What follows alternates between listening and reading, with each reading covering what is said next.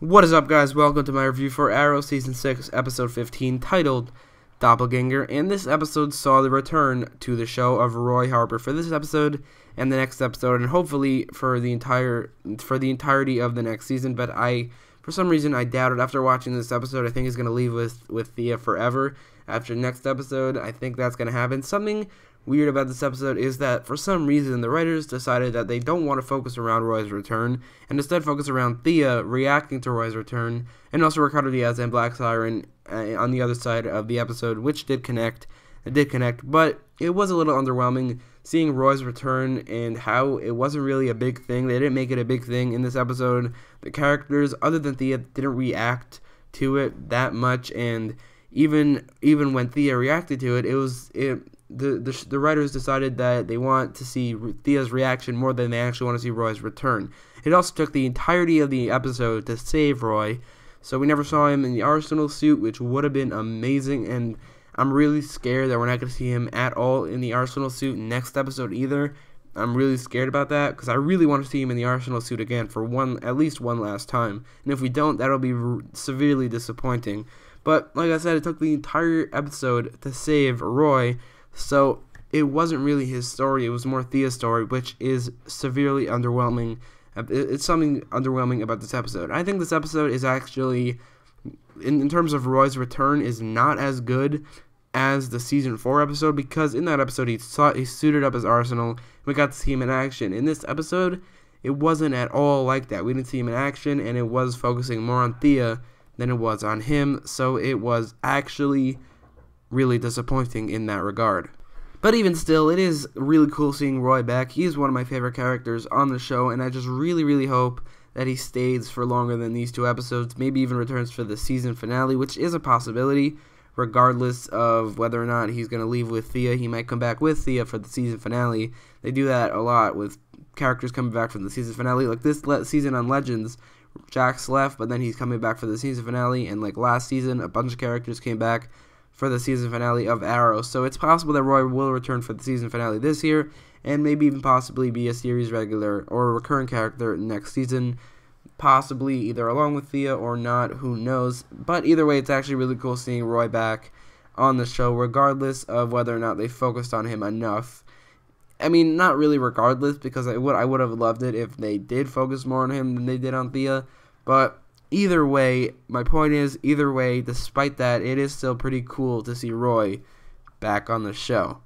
Something this episode did that I actually really liked was develop the character of Ricardo Diaz for the first time ever. Despite the fact that he is the main villain of the show, which is clear now, we barely saw any of him in the first half of the season because of that whole bait and switch of, is Caden James the main villain? No, he's not, because Ricardo Diaz killed him, and now he is the main villain. And even when he killed him, that was like the one scene where we got anything from him. And then the next episode, we didn't see him at all because they chose to focus entirely on the Civil War, which was a little short and inconsequential, except for Wild Dog being injured a little bit, but he probably is going to get better in a couple episodes, so it was a little bit inconsequential. I mean, you see Dinah and Oliver talking to each other here without fighting, even though they don't trust each other and they won't go out in the field with each other. They're not at war with each other at all. So the fact that it only lasted one episode and it was pretty inconsequential is a little annoying to me, but he didn't appear in that episode at all, so this is like the first episode, besides that scene in the episode where he killed Caden James, that scene in particular. This is the first episode where we got any development from him, and the first time, other than that scene where we see his threatening and badass side, we see the potential for a main villain. It's pretty sad that this is happening only at episode 15. Compare that to Prometheus last year, who didn't get unmasked until episode 15, so he had all those episodes to develop unmasked, but we had 15 episodes to see him masked. So even though we only got 8 episodes with him unmasked, we still had those other 15 episodes with him. While with Ricardo Diaz, we got like 4 or 5 episodes, and even then he wasn't the main villain of those episodes. So it's pretty sad that he's so underdeveloped as a villain at this point, but it's still pretty cool seeing this episode develop him even though it's the first time ever. It is actually pretty cool seeing him get developed, and his fight scenes in this episode were actually pretty cool, and he is a lot more threatening and badass than we've ever seen him before, so that's something this episode did pretty well. It's not something this season has done well, because episode 15 should not be the first time we see any development from the villain. It should be episode 1 and then 9 and then after that, whatever you want. But episode 15, the first time you get any development, that's not a good sign at all.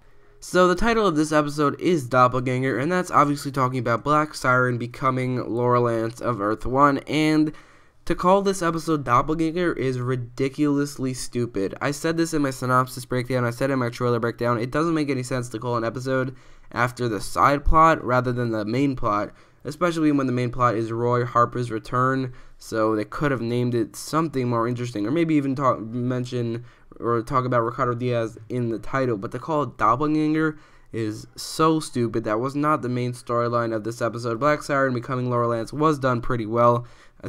Katie Cassidy portraying both Black Siren and Laura Lance of Earth 1 was actually pretty cool, and she kind of did that. But to name this episode Doppelganger is just ridiculous. They should have named it something after Roy Harper or Ricardo Diaz, because that would have made a lot more sense. But either way, I actually did really like Black Siren's story in this episode. I think it was done really well. I just wish that they went through with it and actually made her become Laura Lance of Earth 1 and a good guy entirely, because at the end of the episode, it was revealed that she was working for Diaz the entire time, or at least from when they talked. She started working with him, and they tricked for some odd reason Team Arrow into taking Roy back. I don't know how that fits into their plan, but I guess it does. I don't really know. But the reveal is kind of stupid, because they were going for something. They were going for Laura Lance, or Black Siren becoming Laura Lance, and they just threw that away with her working for Ricardo Diaz. I really don't like that at all. I think they should have went through with it, because the rest of the episode, she was doing really well. The storyline was actually really, really good, but they just kind of threw that away with her working for Diaz, and I was really, I guess, salty when I saw that. I was really hoping that she would actually go through with this storyline, become a good guy, maybe even become a new Black Canary, or hold the title of Black Canary on Team Arrow. But the reveal that she's working with Diaz is really, really, underwhelming to the storyline. It undermines the storyline completely, and it makes it null and void, kind of. So it's kind of disappointing to see that they had the storyline, and they kind of threw it away. Something this episode actually was not lacking in was action and fight scenes. There were some really well choreographed and also really awesome fight scenes in this episode, like between Ricardo Diaz and that guy he was recruiting, Ricardo Diaz and Speedy, despite the fact that Speedy should not be able to fight against him, not because the comic book character is one of the most efficient martial artists ever, but because he's the main villain of the season, and a sidekick should not compare to the main villain of the season in fighting style if he's a fighter, and he is a fighter. And that's another thing. We've never seen him fight before, really. We've seen him fight Diggle, we've seen him fight Diggle again. I don't think we've ever seen him fight Green Arrow, but we've barely ever seen him fight. This is the first episode where we've really actually seen his fighting style. And there were also other fight scenes, between Oliver, Diggle, Speedy, and those goons. Those fight scenes were actually really cool. In conclusion, Roy Harper's return in this episode was not done the best, even though Roy being back is really cool. The fact that it took the entire episode to save Roy, and we never saw him in the Arsenal suit, and they chose to emphasize more on Thea than they did on him, and Team Arrow barely reacted to his return outside of Thea. All of those things made his return really uneventful and really nothing, even though he is one of the best characters on the show, and he was sorely missing from the past 3 seasons, except for that one episode. Even then, they made it so underwhelming. His return was so underwhelming that I don't even know how they do it. They have some real talent to make one of the best characters' returns that underwhelming.